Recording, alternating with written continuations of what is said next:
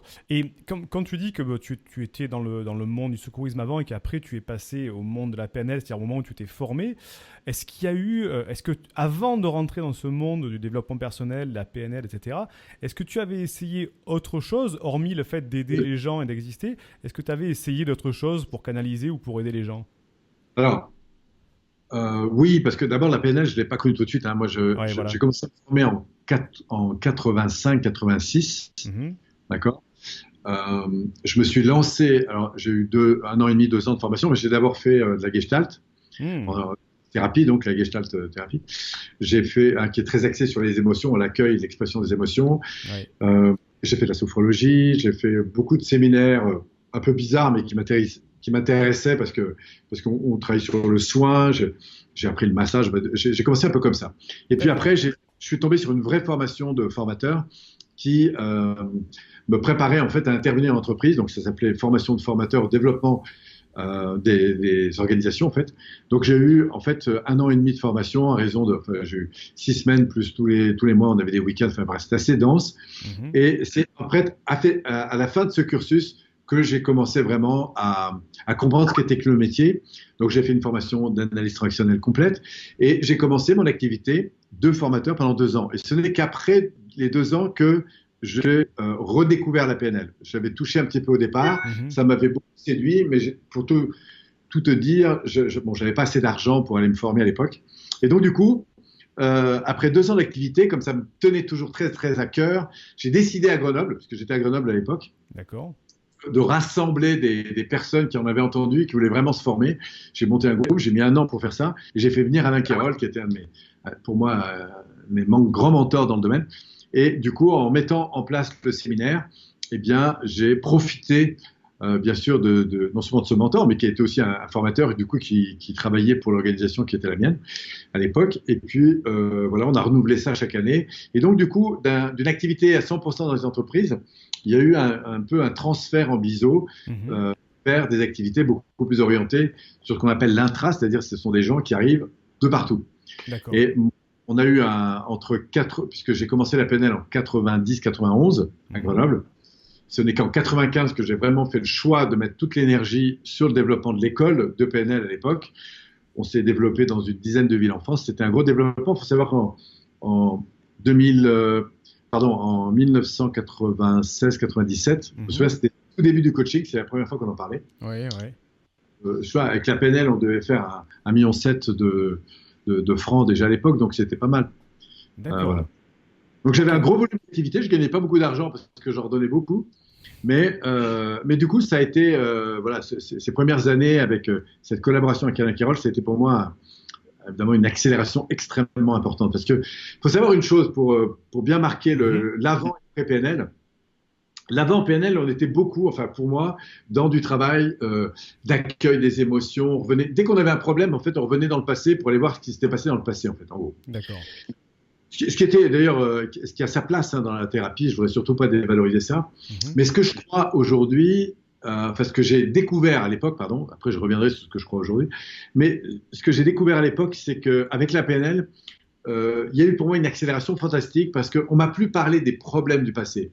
On m'a dit, Paul, au fond, qu'est-ce qui est vraiment important pour toi? C'est quoi qui est important? Si ça se passait mieux, ça se passerait comment? Si tu communiquais mieux, ça se passerait comment? Et là, du coup, une approche beaucoup plus axée Mhm. sur le comment, que le pourquoi des problèmes. On est allé dans le comment des résultats. Et d'ailleurs, c'est arrivé avec la mouvance du coaching, puisque c'est en 96-97 qu'on a commencé à parler de coaching en France. Nous, on a à l'époque créé d'ailleurs une école qui s'appelle l'école de coaching, qui existe toujours, qui a été repris après dans les années 2000 par Alain Carole. Mais les 3 premières années, on les a développées ensemble. Ça a été ma première école de coaching et ça a été très intéressant ce mouvement de changement parce que les gens se sont dit, au fond, on peut faire du développement personnel sans être traité de taré, quoi, en fait, en gros. Oui, oui. Et dans le monde de l'entreprise, ce qui a été passionnant, c'est de voir que du coup, on a beaucoup de gens qui, à titre professionnel aussi, ont accepté l'idée de se faire accompagner, de faire de la formation. Et donc, le développement personnel a commencé à prendre une autre tournure, où là, on s'orientait davantage sur les résultats, sur le développement de la personne, mais des résultats qui soient alignés avec le système d'aspiration de la personne. En tout cas, pour moi, ça a toujours été très, très important. D'accord. Voilà un petit peu comment les choses sont faites. Très bien.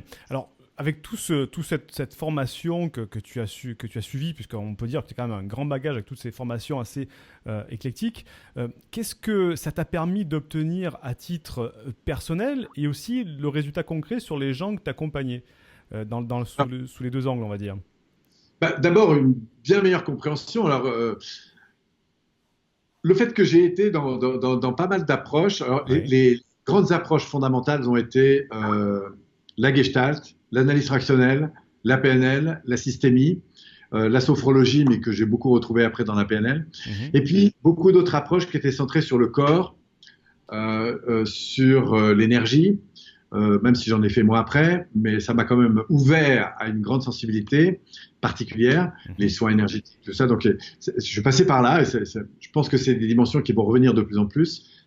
Tout ce qui est émotionnel, tout ce qui est mental et aussi spirituel, mais dans le sens, non pas religieux, mais dans le sens de quel sens on donne profondément à sa vie, comment on se situe par rapport à son environnement et à sa vie en général.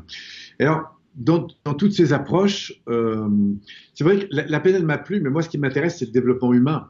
Oui.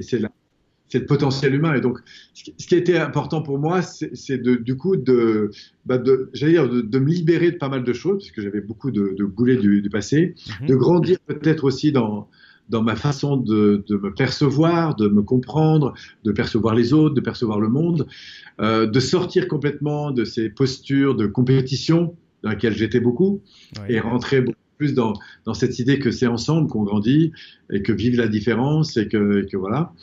Bon, il y a beaucoup de choses par lesquelles je suis passé. Et j'évolue toujours, hein, puisque aujourd'hui, je continue à me faire coacher, je participe à des masterminds que je Mhm. donne, mais dans lesquels je suis aussi. Enfin voilà, c'est une évolution qui est permanente, en fait. Et j'ai envie de dire, plus on évolue, plus on s'aperçoit qu'il y a à apprendre, et que non seulement le monde évolue, il évolue très vite, la Mhm. société évolue très vite.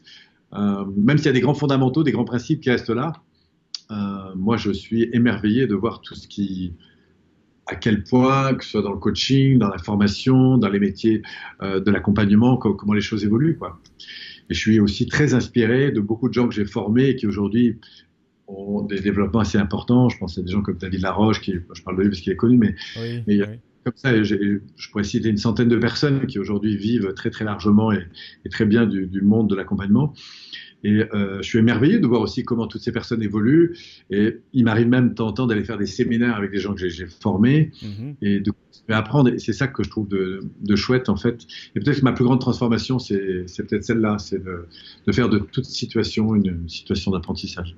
Ah, très très bien. Quelle histoire et quelle humilité là-dessus. Je trouve ça très très très positif que tu racontes là sur ce fait de toujours apprendre, de toujours être en apprentissage, malgré que tu aies formé des gens, d'être aussi dans cet élan de réception aussi. Je trouve que c'est très intéressant. Euh, est-ce que tu avais, toi, avant de te former, tout ça, est-ce que tu avais un rêve qui te paraissait inaccessible au départ et qui, après avoir eu ce cheminement d'introspection et puis d'aide avec les autres et de ton école, tout ça, qui ensuite t'est paru beaucoup plus accessible, mais qui au début te paraissait Alors, totalement mon inaccessible? premier rêve, ça te fait rire, mais mon premier rêve, moi j'avais vraiment une phobie de l'eau, mais quand je dis une phobie de l'eau, c'était au-dessus du nombril, je pouvais plus respirer, je pouvais même pas prendre une douche tellement c'est. Ah Mon oui. premier rêve, Ouais. c'était nager. Bon, un jour, un copain m'a challengé, on a passé ce qu'on appelle un surveillant de baignade. Je sais pas comment Ouais. je l'ai eu. Bon, je l'ai eu. Et c'est très curieux d'ailleurs parce que l'émotion que j'ai ressentie quand j'ai eu cette reconnaissance, qui est une reconnaissance étatique, hein, puisque c'est un diplôme de la sécurité civile, euh, j'ai une joie encore plus intense que je crois que le jour où j'ai été maître nageur ou même après reconnu sur des spécialisations plus avancées. C'est dire, mais je crois que ce jour-là, il s'est passé un truc dans ma tête. Donc ça a été un premier grand challenge. Un deuxième, ça a été de pouvoir vivre de ce qui m'animait à l'époque. Mhm. Bon, moi, je voulais rentrer chez les pompiers, donc j'ai fait plein de trucs dans ce domaine. Et puis vivre du secours, ça a été un challenge très important. Après, ça a été de vivre du développement personnel. J'y suis arrivé. Et puis aujourd'hui, moi, j'ai un grand rêve comme ça qui me fait vraiment kiffer. J'adorerais euh, faire le premier grand séminaire dans l'espace. Le premier grand séminaire dans l'espace. Explique-moi Je compte ça. beaucoup faire sur. sur les évolutions technologiques, notamment sur Richard Branson qui a ce projet de monter ses premiers hôtels dans l'espace. Oui. Ben, d'abord, j'ai adoré l'espace, je ne sais pas pourquoi depuis que je suis môme, mais je rêve qu'une chose, c'est de monter dans l'espace, c'est de voir la Terre de loin. Oui. Et je me dis que faire un séminaire dans l'espace, comme ça, regarder par le hublot et célébrer en regardant cette planète, je pense qu'on doit redescendre de manière différente. Ça, c'est un truc, alors c'est un peu de la folie, mais bon, il y a beaucoup de symboles derrière ce rêve. Alors ça, c'est mon grand rêve, c'est un de mes grands rêves, il y en a beaucoup, mais sinon, aujourd'hui, c'est bien sûr de grandir avec toutes les nouvelles technologies pour rendre accessible au plus grand nombre de personnes, en fait, ces outils qui finalement, à la base, sont assez simples, mais ce que j'aime, c'est transformer des millimètres, et c'est d'apporter ces petits millimètres qui font qu'une relation de couple change, qui font qu'une relation avec un enfant change, qui font qu'une personne a une vision plus positive d'elle-même, des autres et du monde, à force.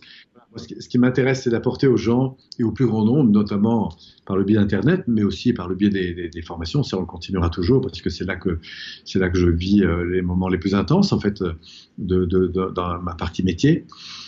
Et voilà, donc mon grand rêve, c'est de former, d'accompagner et de générer aussi des personnes qui, avec moi, accompagnent. Et moi, ce que je trouve de génial aujourd'hui, c'est que l'enseignement a beaucoup changé. C'est-à-dire qu'avant, on recevait quelques grands mentors, et c'est toujours un peu le cas. Oui. Mais aujourd'hui, on apprend de toutes les personnes.